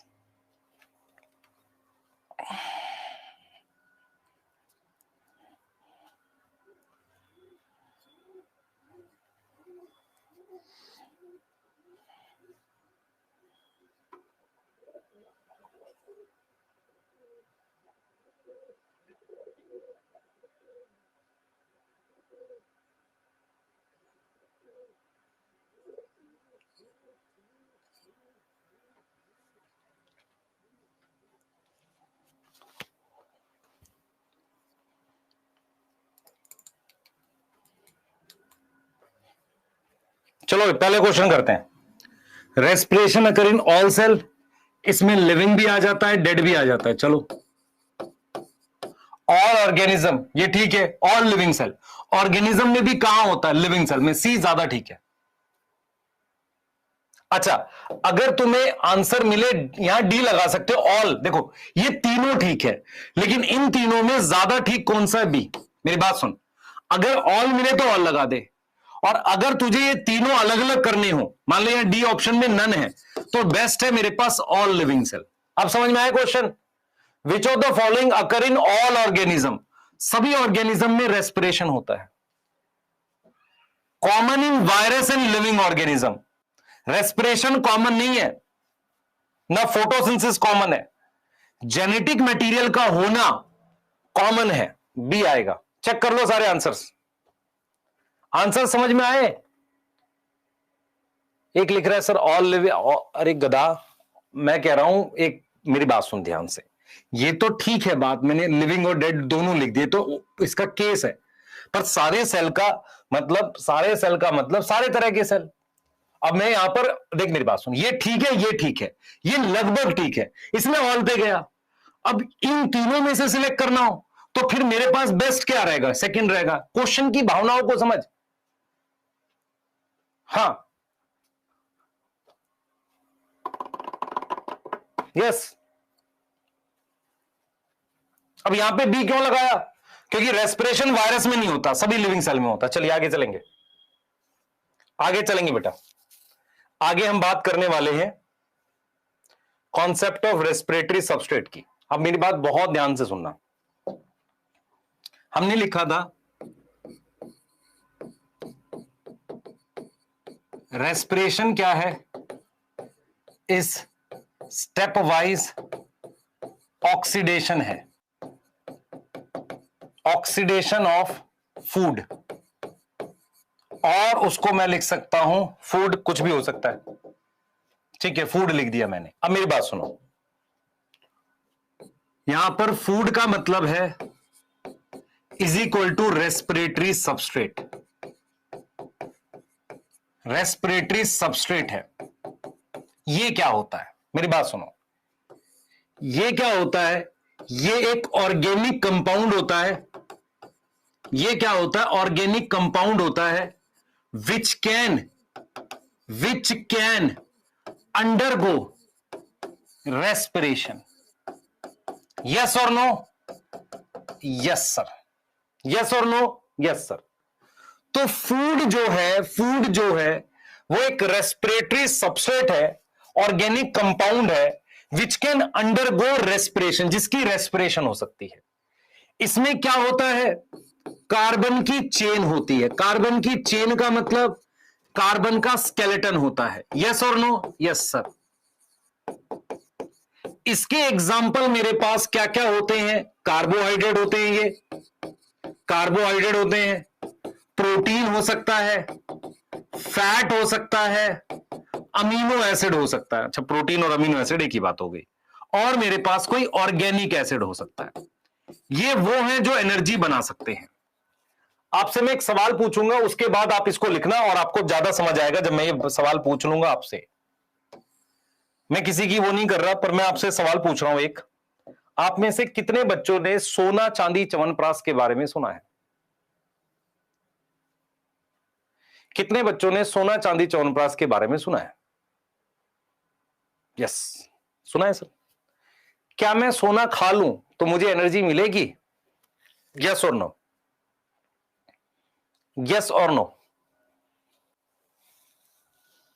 ठीक है। अच्छा, आप में से अभी तक जितना मैंने पढ़ा ये तो क्लियर हो, एनर्जी हमेशा सेल बनाता है। एनर्जी टिश्यू बनाएगा, सेल बनाएगा। एनर्जी हमेशा कौन बनाता है? सेल। और हर एक सेल तक खाना पहुंचाना इसलिए जरूरी है। अगर मैं आपसे कहूं कि खाना कौन बनाएगा, गांव बनाएगा कि घर बनाएगा? घर के अंदर बनता है। तो हर एक घर तक राशन पहुंचाना जरूरी है, तभी वहां खाना पकेगा। ऐसे ही हर एक घर तक ग्लूकोज पहुंचाना या खाना पहुंचाना जरूरी है, इसलिए वहां एनर्जी बनेगी। तो पहली बात आपको पता है। दूसरी बात मैं आपसे ये पूछ रहा हूं, क्या सेल के अंदर अगर गोल्ड चला जाए, सोना चला जाए, तो क्या उससे ऊर्जा बन सकती है? यस और नो? नहीं बनेगी। तो सोना चांदी च्यवनप्राश वाले क्या बेवकूफ बना रहे हैं? हो सकता है, पता नहीं। अरे क्लिप काट के मत डाल लेना, कभी सर को जेल करवा दो। सर क्या कर रहे हैं? कॉन्सेप्ट समझाने की कोशिश कर रहे हैं बेटा। ये वो उन चीजों पे मत जाया करो। मैं किसी को ब्लेम नहीं कर रहा हूं यार, मैं सिर्फ आपको ये समझाने की कोशिश कर रहा हूं कॉन्सेप्ट क्या है। आपको कॉन्सेप्ट को ऐसे देखना पड़ेगा कि सेल के अंदर कुछ रिएक्शंस होते हैं। जैसे मान लो मेरे पास ये ग्लूकोज है, ग्लूकोज से पाइरुवेट बनता है। ये कुछ रिएक्शंस है। कितने स्टेप है? 10 रिएक्शन है। पाइरुवेट से कंपाउंड बनता है एसिटाइल कोएंजाइम में, फिर उसकी क्रैब साइकिल होती है, और फिर उससे मेरे पास क्या बन जाता है? CO2। अब मेरी बात सुनना ध्यान से। मैं ये कह रहा हूं कि भाई देखो, अगर इस सेल को बाहर से आप गोल्ड दे दो, AU दे दो, तो क्या वो इन रिएक्शंस में जा सकता है? मैंने यहां पर एक कॉन्सेप्ट लिखा है, व्हाट इज रेस्पिरेटरी सबस्ट्रेट। मैंने कहा जो चीज ऑक्सीडाइज होती है, खाना, उसे रेस्पिरेटरी सबस्ट्रेट कहते हैं। रेस्पिरेटरी सबस्ट्रेट कार्बन का कंपाउंड होता है। वो कार्बोहाइड्रेट, प्रोटीन, फैट और ऑर्गेनिक हो सकता है। वो रेस्पिरेटरी सबस्ट्रेट मतलब ये 4 चीजें क्यों हो सकती हैं? क्योंकि आपको ये समझना पड़ेगा कि वो जो 4 चीजें हैं, कार्बोहाइड्रेट, वो 4 चीजें हैं, कार्बोहाइड्रेट, प्रोटीन, फैट और organic acid. Now what is organic acid? Pyruvic acid is organic acid. Organic acid, ये सारे इनके अंदर कहीं ना कहीं इन स्टेप्स में एंटर करके क्या बना सकते हैं? एनर्जी बना सकते हैं। मतलब मैं आपको यह समझा रहा हूं कि सेल के अंदर एक चक्की चलती है। चक्की का मतलब एक तरह का मिल चलती है, रिएक्शंस होते हैं। ये रिएक्शंस एनर्जी बनाते हैं। इन रिएक्शन में कार्बोहाइड्रेट कहीं एंटर कर सकता है, प्रोटीन एंटर कर सकता है, फैट एंटर कर सकता है, ऑर्गेनिक एसिड एंटर कर सकता है। अगर ये एंटर कर सकते हैं तो एनर्जी बनाते हैं। गोल्ड के एंट्री का कोई पॉइंट नहीं है, सिल्वर की एंट्री का कोई पॉइंट नहीं है। विटामिन इन रिएक्शंस में नहीं एंटर कर सकते, हार्मोन्स नहीं एंटर कर सकते, कैल्शियम, पोटेशियम, Cl- मिनरल्स नहीं एंटर कर सकते। तो आपको समझना पड़ेगा हर एक सेल के अंदर कुछ कॉमन रिएक्शंस होते हैं। जो भी केमिकल कंपाउंड कार्बन के उन रिएक्शंस में एंटर करेंगे और ऊर्जा बनाएंगे, उन्हें रेस्पिरेटरी सबस्ट्रेट कहते हैं। मैं अगर आपसे बोलूं क्या एनर्जी बनाने के लिए प्रोटीन के अलग रिएक्शन होने चाहिए, कार्बोहाइड्रेट के अलग होने चाहिए, फैट के अलग होने चाहिए, ऑर्गेनिक एसिड के अलग होने चाहिए? ऐसा करें क्या? लॉजिकली गलत है। लॉजिकली क्यों गलत है? मान लो ये लखनऊ है, ये कानपुर है, ठीक है, ये मान लो आगरा है। अगर मान लो मेरे पास, मैं एक ऐसे रोड बना रहा हूं, ऐसे लखनऊ से आगरा, कानपुर से अगर मैं उसे जोड़ सकता हूं तो कानपुर से आगरा अलग बनाऊं? मेरी बात लॉजिकली समझ में आ रही है? गलत है ये बात। इसका मतलब क्या है? सेल ने कुछ रिएक्शंस बनाए। कार्बोहाइड्रेट हो सकता है यहां से एंट्री ले, प्रोटीन कहीं और से एंट्री ले, फैट कहीं और से ले, ऑर्गेनिक एसिड कहीं और से ले। इससे क्या होगा? ये सारे कुछ इन्हीं में जाकर एनर्जी बनाएंगे। ऐसा नहीं है कि सबके अलग अलग रिएक्शंस है, जरूरत के हिसाब से। पर लीड कौन लेगा? कार्बोहाइड्रेट। कार्बोहाइड्रेट कहेगा मेरी जिम्मेदारी है। लेकिन अगर कार्बोहाइड्रेट नहीं है, कोई और तो हो, वो एनर्जी बना सकता है। मेरी बात समझ में आ रही है?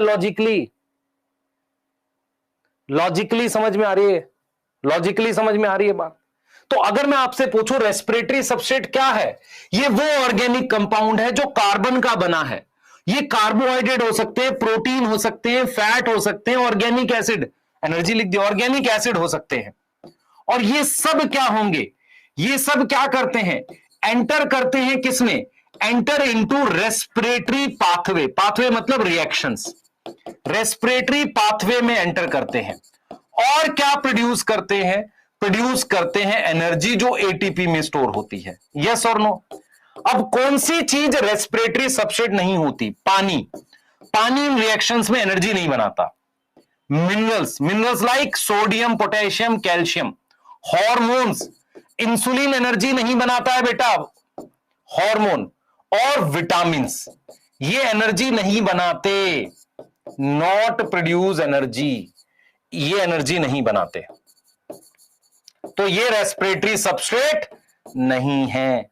कुछ लोग कहते हैं खा लो विटामिन, क्या दिक्कत है? विटामिन एनर्जी थोड़ी बना रहा है। विटामिन को तो रोटी की तरह थोड़ी खा सकता। रोटी हम ज्यादा क्यों खाते हैं? क्योंकि रोटी कार्बोहाइड्रेट है, उसको एनर्जी बनानी है। विटामिन कम क्यों खाते हैं? उसका कुछ और रोल है। प्रोटीन से एनर्जी बन सकती है, हां, अगर कार्बोहाइड्रेट नहीं है। फैट भी एनर्जी बना सकता है। एनर्जी 4 चीजों से बन सकती है। जैसे मान लो मैंने ऑर्गेनिक एसिड लिख दिया, तो pyruvic acid is organic acid. Sulphuric acid से बन सकती है एनर्जी। मिनरल एसिड है भाई, उससे कैसे बनेगी? वो इन रिएक्शंस में एंटर ही नहीं करेगा। समझ आया? Yes sir. सबसे पहले अपने दिमाग में रखो, सबसे पहले दिमाग में रखो कि रेस्पिरेटरी सबस्ट्रेट क्या होता है। What is respiratory substrate? तो रेस्पिरेशन का मतलब है स्टेप वाइज ऑक्सीडेशन किसकी? खाने की। खाने का मतलब वो चीज जो सेल में ऑक्सीडाइज होती है, उसे रेस्पिरेटरी सबस्ट्रेट कह सकते हैं। वो हमेशा ऑर्गेनिक कंपाउंड होंगे, उनमें कार्बन की चेन होगी, वो ये 4 ग्रुप के हो सकते हैं, और वो रेस्पिरेटरी पाथवे में एनर्जी बनाएंगे। वाटर मिनरल ये नहीं एनर्जी बनाते। मैंने आपको दिखाया, मान लो ये सेल है, तो आपको ये समझना पड़ेगा, आपको ये समझना पड़ेगा कि मेरे पास, आपको ये समझना पड़ेगा कि मेरे पास जो कार्बोहाइड्रेट है, कार्बोहाइड्रेट है, प्रोटीन है, प्रोटीन है, फैट है एंड ऑर्गेनिक एसिड, वो एंटर कर सकते हैं, एंटर कर सकते हैं respiratory pathway to produce energy, produce energy.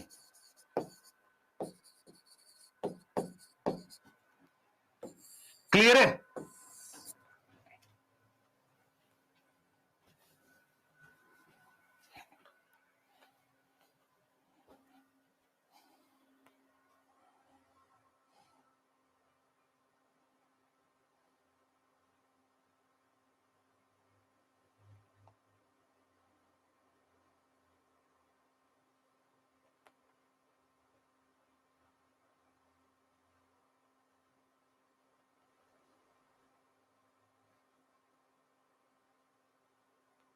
ठीक है, दोनों स्लाइड लिख लो, क्वेश्चन भी करा रहा हूं।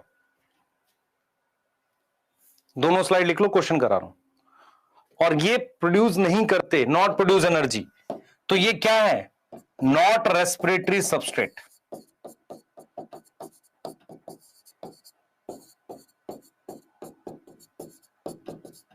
बताइए, यहां तक कोई डाउट है? यहां तक कोई डाउट है?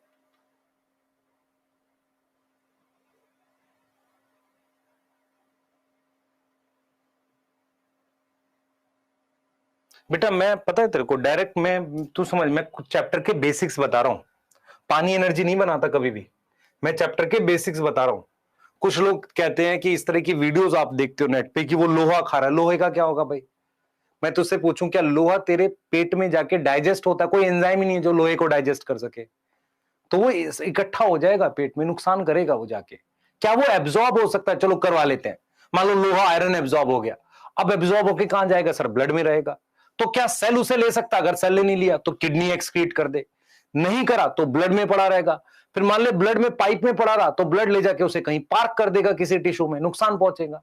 लॉजिक क्लियर है भाई? कोई भी चीज तुम खाते हो, या तो एक्सक्रीटरी सिस्टम से बाहर चली जाएगी, मतलब फॉर एग्जाम्पल मतलब फीसिस, फीसिस मतलब एक्सक्रीटा के थ्रू बाहर चली जाएगी। नहीं, अगर पेट में पड़ी रही तो दिक्कत है। उसके बाद वो कहां जाएगी? उसके बाद वो जाएगी, मान लो एब्जॉर्ब हो गई, एब्जॉर्ब होके ब्लड में जाएगी, तो ब्लड कोशिश करेगा उसे किडनी से बाहर फेंक दे। किडनी से बाहर नहीं फेंका, फेंक पाए तो ब्लड में पड़ी रहेगी। ब्लड उसे कहीं ले जाके किसी टिश्यू में छोड़ देगा, पड़ा रहे भाई, वहां क्या दिक्कत है? नुकसान करेगा तो करता रहे। नहीं हुआ वो अगर, तो क्या होगा? वो सेल के अंदर चला जाएगा। अब सेल के अंदर भी रिएक्शन में यूज होगा कि नहीं होगा पता नहीं।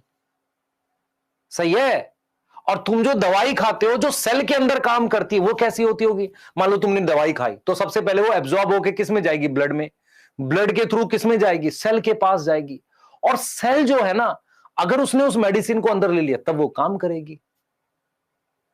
यस। मान लो वो एंटीबायोटिक है और ब्लड में मारना है उसको, बैक्टीरिया को, डिशुम डिशुम, तो फिर ब्लड में जाएगी, एब्जॉर्ब होनी चाहिए। यस, एब्जॉर्ब होनी चाहिए, ब्लड में ही मार देगी उसको। अगर सेल के अंदर जाना है तो फिर सेल में एब्जॉर्ब होनी चाहिए। यस।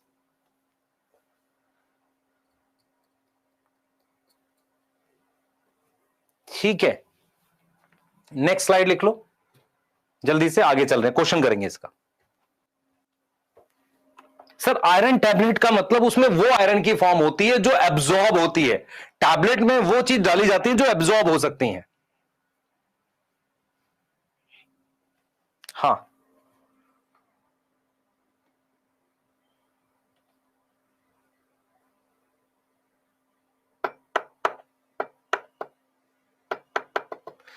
कुछ कह रहे सर मिट्टी खाने से क्या होता है? बेटा मिट्टी खाने से कुछ नहीं होगा, नुकसान होगा।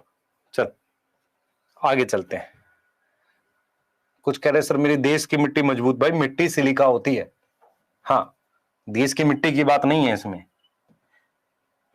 समझदार बनो, जागरूक बनो, बेवकूफ ना बनो। आओ क्वेश्चन करेंगे, ये लिख लो, क्वेश्चन कर रहे हैं।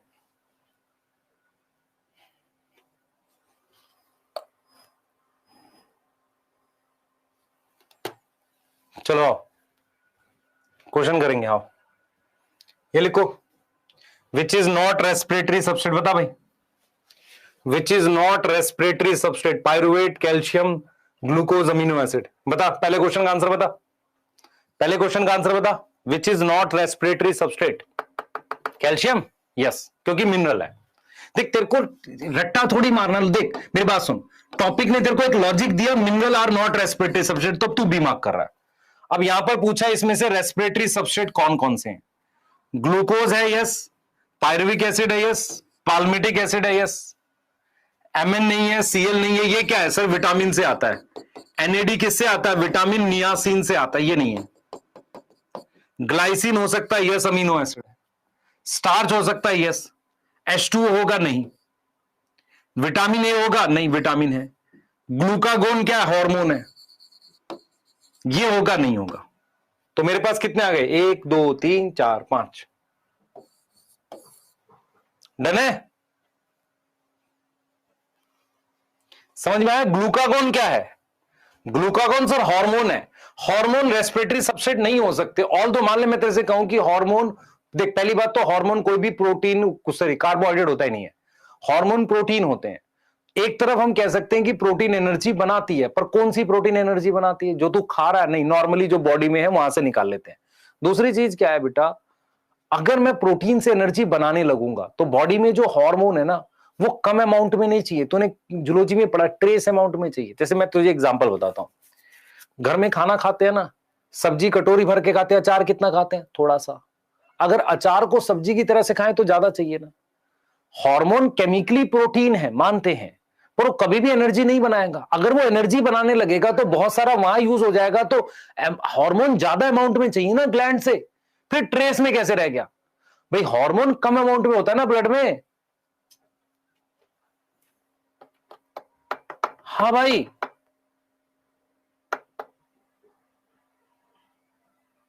बता। यस सर, आगे आओ। अब हम एक टॉपिक पढ़ेंगे, पहले नोट कर लो। आरक्यू पढ़ रहे हैं, जल्दी करो बेटा, नोट करो, आरक्यू पढ़ रहे हैं।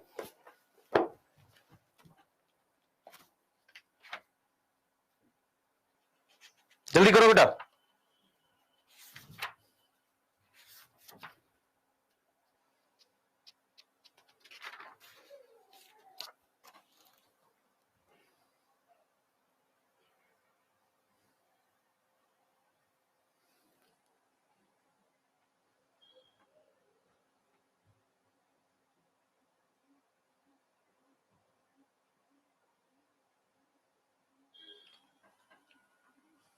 ठीक है, चले।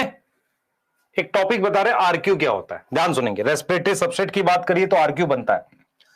आरक्यू क्या होता है बेटा? आरक्यू क्या होता है? इसको कहते हैं रेस्पिरेटरी कोशेंट। ये क्या होता है? It is volume of CO2 evolve upon में डिवाइडेड बाय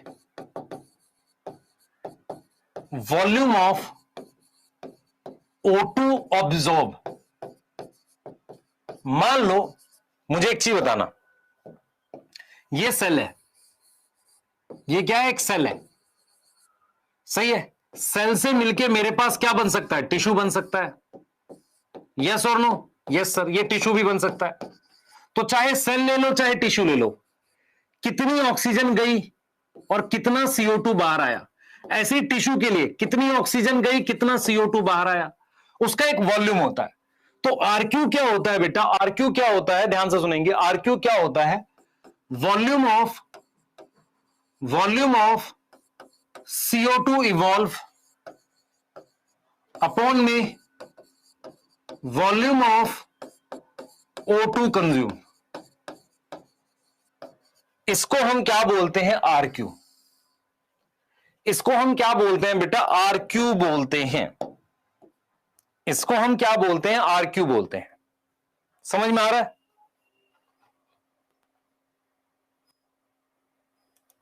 क्लियर है? यहां तक समझ में आ रही? अब मेरी बात सुनो,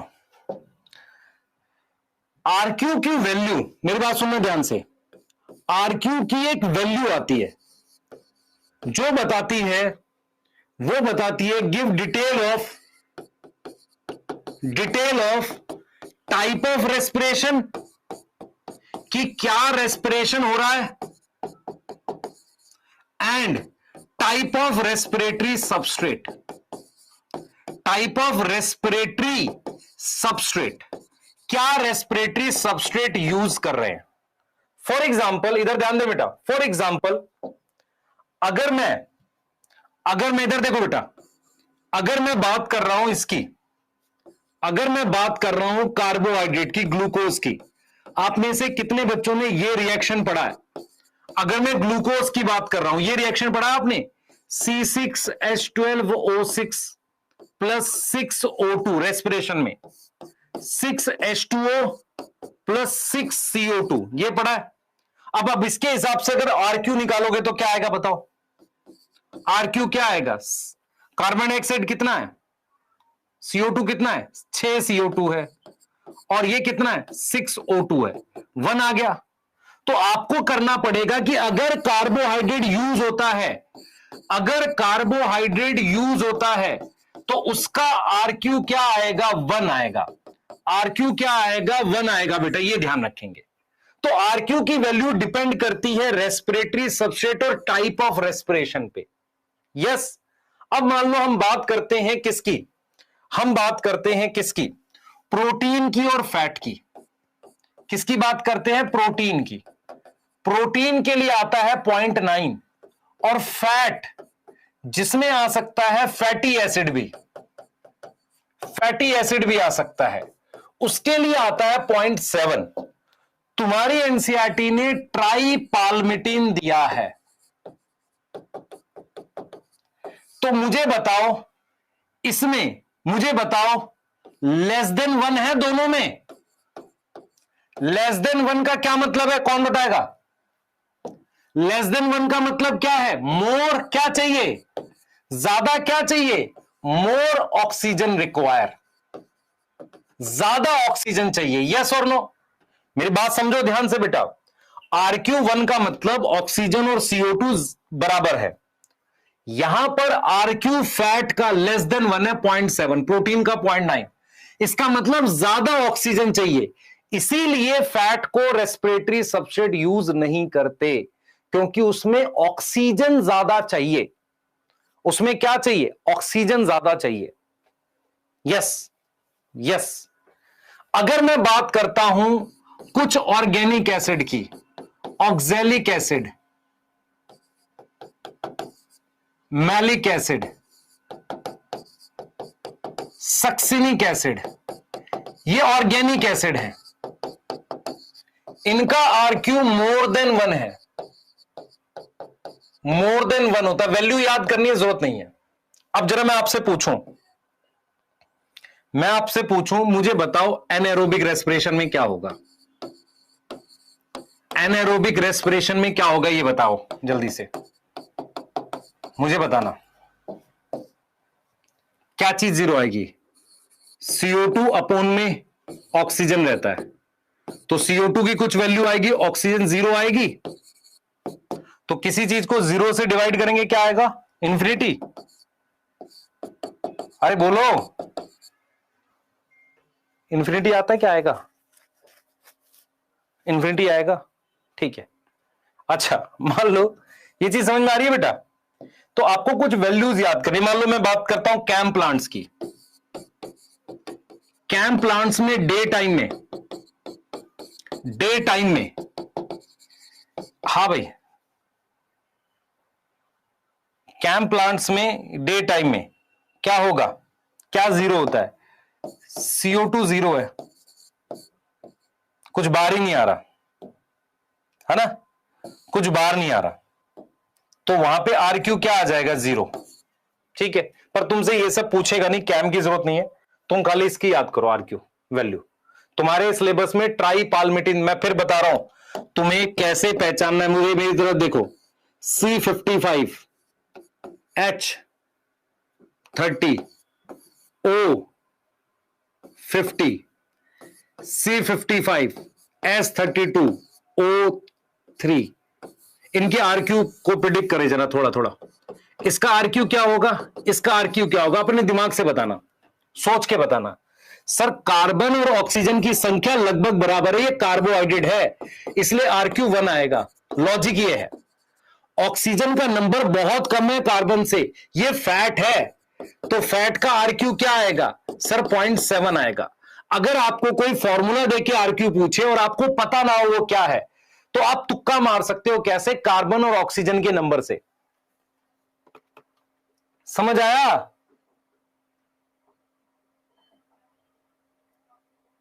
सही है? Yes yes. जैसे ट्राई पाल्मिटिन, तुम्हारी RQ कहां दे रखा है? तुम्हारी एनसीईआरटी में सबसे लास्ट में दे रखा है, तो मैंने इसी के साथ करा दिया इसको। जल्दी लिखो, पहले लिख लो फिर समझा रहा हूं, इसको नोट कर लो फिर समझा रहा हूं। फिर से एक बार नोट कर लो, आगे करा रहा हूं इसको। एक बार नोट तो कर लो बेटा, दोनों स्लाइड नोट कर लो।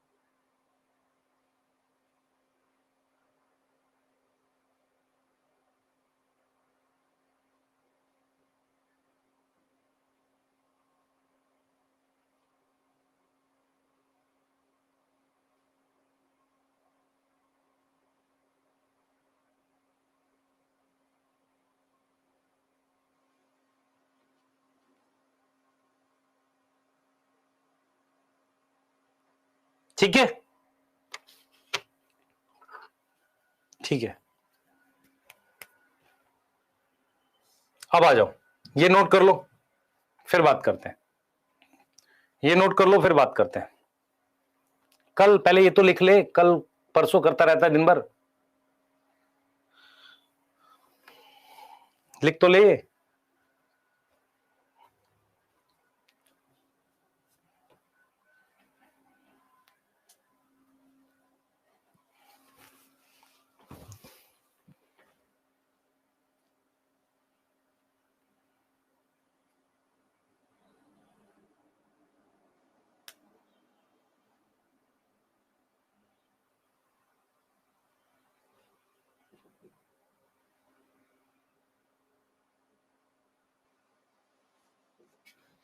ठीक है, डन। इधर देखो, अब मेरी बात सुन ध्यान से, यहां जा, इसके आंसर बता। RQ एरोबिक में 1 होगा, पाल्मिटिक एसिड का कितना होगा? 0.7, फैटी एसिड है। ग्लाइसिन क्या है? अमीनो एसिड, प्रोटीन के जैसा ले ले, 0.9। ग्लूकोज इन एनारोबिक, अब चाहे कोई भी चीज दे रखी हो, चाहे ग्लूकोज दे रखी हो, अमीनो एसिड दे रखे हो, जब एनारोबिक आ जाएगा तो इंफिनिटी ही आएगा। यस और नो बता खुद से। ग्लूकोज का एरोबिक में 1 है, एनारोबिक में क्या आएगा खुद से सोचो। डे टाइम में बेटा 0। ये समझ में आया है?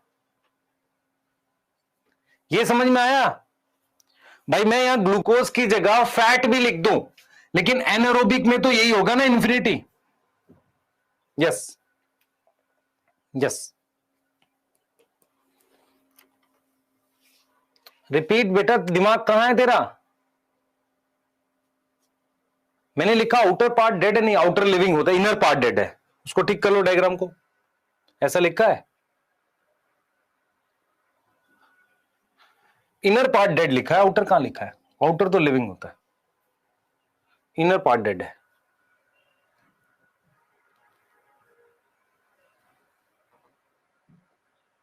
नोट कर ले बेटा, कल करेंगे इसके आगे, ग्लाइकोलिसिस से पढ़ेंगे, छोड़ो कल बात करते हैं, कल ग्लाइकोलिसिस से पढ़ेंगे, ठीक है? हाँ भाई, 1 मिनट और है। न्यूट्रॉन 2.0 का आज या कल एक एक्स्ट्रा लेक्चर आएगा फोटोसिंथेसिस का, फैक्टर्स पढ़ने खत्म। उसके बाद मैं अभी जरा वर्कशीट अपलोड करा रहा हूं बैच में, आपके वर्कशीट अपलोड करा रहा हूं बैच में, प्लांट किंग उसकी फोटोसिंथेसिस की डीपीपी अपलोडेड है, बनाना शुरू कर दो। और उसके सॉल्यूशन मैंने बना दिए हैं, डीपीपी सॉल्यूशन, वो भी आप देख सकते हो, ठीक है बेटा? चलिए मिलते हैं, बाय। आरक्यू दोबारा पढ़ भाई खुद से, हप, कौन है ये? बाय।